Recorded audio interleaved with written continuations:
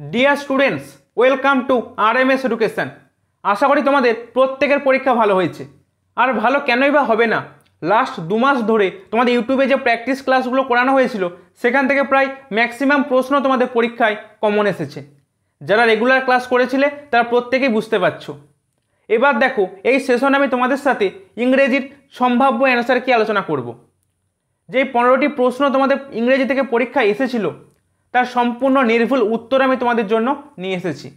তাই প্রত্যেককে বলবো তোমাদের নিজেদের অ্যান্সারের সাথে এই অ্যান্সারকে মিলিয়ে নাও, দিয়ে নিজেদের মার্কস কত হচ্ছে ইংরেজি থেকে সেটা ক্যালকুলেট করে নাও। এবং দেখো, ইংরেজির সাথে সাথে প্রতিটা সাবজেক্টের অ্যান্সার কি এই চ্যানেলে আপলোড করা হয়েছে। প্রত্যেকে সেই সেশনগুলো দেখে নাও, দিয়ে নিজেদের মার্কস কত হচ্ছে, আলটিমেট টোটাল মার্কস কত হচ্ছে সেটা ক্যালকুলেট করে নাও। তাহলে চলো আজকের সেশন শুরু করা যাক। তাহলে ডিয়ার স্টুডেন্টস, তোমাদের ইংলিশের অ্যান্সার কি দেওয়ার আগে তোমাদেরকে বলে রাখি, এটা হচ্ছে এ সিরিজের প্রশ্ন। এটা হচ্ছে এ সিরিজের প্রশ্ন। যাদের কাছে অন্য সিরিজ রয়েছে তাদেরকে বলে রাখি, তোমাদের প্রশ্নগুলো সেম রয়েছে, শুধু জাস্ট প্রশ্নের দাগ নাম্বারগুলো আলাদা। ঠিক আছে, তোমরা একটু মিলিয়ে নাও। প্রথম প্রশ্ন দেখো, 61 নম্বর প্রশ্নে বলছে choose the word which means the same as awesome. তো এই ওয়ার্ডটার সিনোনিম জানতে চেয়েছে। তো সঠিক উত্তর কী হবে 61 নম্বর প্রশ্নে? Option B, excellent. ঠিক আছে, নেক্সট দেখো 62 নম্বর প্রশ্ন, choose the word which is opposite in meaning to active. Active ওয়ার্ডটার অপোজিট মিনিং জানতে চেয়েছে। তো 62 নম্বর প্রশ্নের সঠিক উত্তর হয়ে যাবে অপশন সি। ঠিক আছে, অপশন সি হবে সঠিক উত্তর। দেখো, সিনোনিম অ্যান্টোনিম খুব সহজ সোজা কিন্তু তোমাদের প্রশ্ন এসেছে। তোমরা প্রশ্নটা দেখো, ইংরাজির প্রশ্ন কিন্তু অনেক সোজা এসেছে। প্রত্যেকে কিন্তু ভালো স্কোর করে আসা কিন্তু উচিত। ঠিক আছে, ওভারঅল কিন্তু তোমাদের আগের বছর থেকে এবছরের প্রশ্ন কিন্তু অনেকটা ইজি হয়েছে। নেক্সট দেখো 63 নম্বর প্রশ্ন। দেখো, ন্যারেশন চেঞ্জ রয়েছে। কি বলছে? She said to me you will reach there at 12 noon tomorrow. তো এটাকে ইনডিরেক্টে করতে হবে। তো দেখো 63 নম্বর প্রশ্ন, সঠিক উত্তর কী হবে? অপশান বি হবে সঠিক উত্তর। ঠিক আছে, অপশান বি। নেক্সট দেখো 64 নম্বর প্রশ্ন, বলছে fill in the blank with the appropriate option given below in the following sentence. 4টে অপশান রয়েছে, সেখানে তোমাকে একটা অ্যাপ্রোপ্রিয়েট অপশানকে চুজ করতে হবে। I will look that's the meaning of the word in the dictionary. ঠিক আছে, তো এই সেন্টেন্সটাতে কোন প্রিপোজিশনটা বসবে? দেখো বসবে, এটা কিন্তু 64 নম্বর প্রশ্নের অপশান সি। ঠিক আছে, অপশান সি হবে কিন্তু এই প্রশ্নের সঠিক উত্তর, লুক আপ হবে। ঠিক আছে, নেক্সট দেখো 65 নম্বর প্রশ্ন, he studies in dash university in Delhi.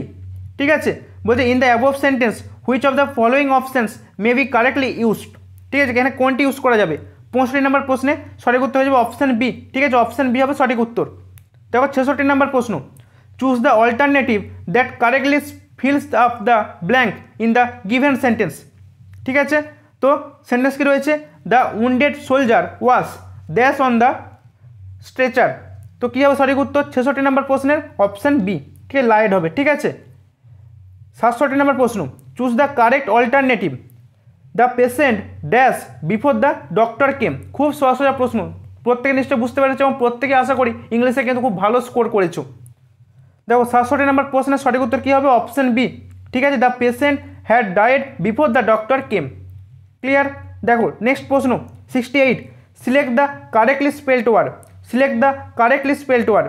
4টে word রয়েছে, কোনটা কারেক্ট সেটা খুঁজতে হবে। কোনটা সঠিক উত্তর হবে? Option D. ঠিক আছে, নেক্সট দেখো 69 নম্বর প্রশ্ন, select the correctly spelled word. দেখো, তোমাদেরকে মক টেস্টে এবং তোমাদের যে গতকালকেও যে মক টেস্ট দিয়েছিলাম সেখানেও কিন্তু আমার এই কারেক্টলি স্পেলড ওয়ার্ড 2-3টে একটা সেটে দেওয়া ছিল।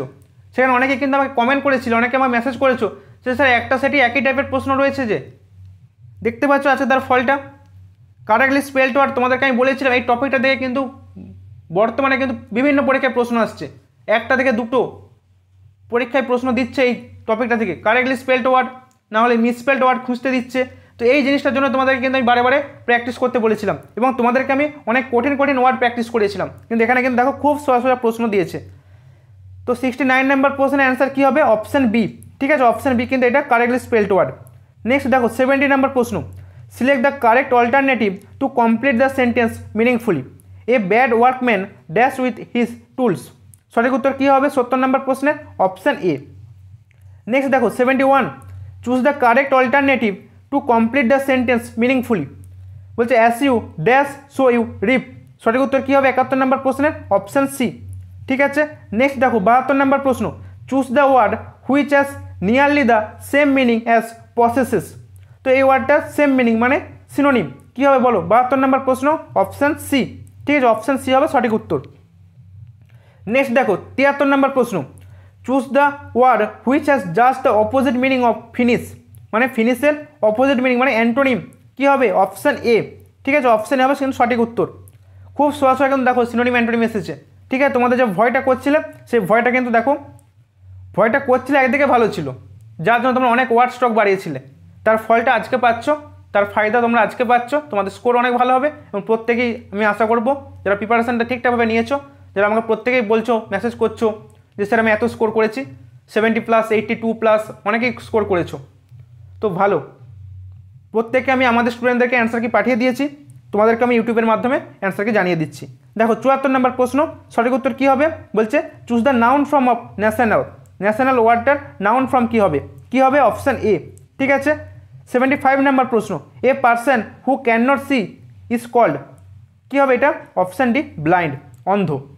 ঠিক আছে, তো দেখো ডিয়ার স্টুডেন্টস, এই ছিল তোমার ইংরেজির 15টা প্রশ্নের একদম সঠিক অ্যান্সার। ঠিক আছে, একদম সম্পূর্ণ নির্ভুল অ্যান্সারকে আমি তোমাদের জন্য নিয়ে এসেছি। ইংরেজির 15টা প্রশ্ন তোমাদেরকে বলবো, প্রত্যেকে নিজেদের অ্যান্সারের সাথে এই অ্যান্সারটা মিলিয়ে নাও, দিয়ে কত স্কোর হচ্ছে দেখে নাও এবং আমাকে কিন্তু কমেন্ট করে জানাতে ভুলো না। এবং আরেকটা কথা তোমাদের বলে রাখি, প্রতিটা সাবজেক্টের অ্যান্সার কি আপলোড হবে চ্যানেলে, প্রত্যেকে চ্যানেলটা ফলো করে রেখো, একটু পরে আপলোড হয়ে যাবে সমস্ত সাবজেক্টের অ্যান্সার কি। তো প্রত্যেকে মিলিয়ে প্রতিটা যে সাবজেক্ট রয়েছে মিলিয়ে কার কত টোটাল মার্কস হচ্ছে সেটা কিন্তু জানাতে ভুলো না। ঠিক আছে, তাহলে ডিয়ার স্টুডেন্টস, আজকের এই সেশন যদি তোমাদের জন্য হেল্পফুল বলে মনে হয়ে থাকে, চ্যানেলটি লাইক, শেয়ার ও সাবস্ক্রাইব করতে ভুলো না। বাই।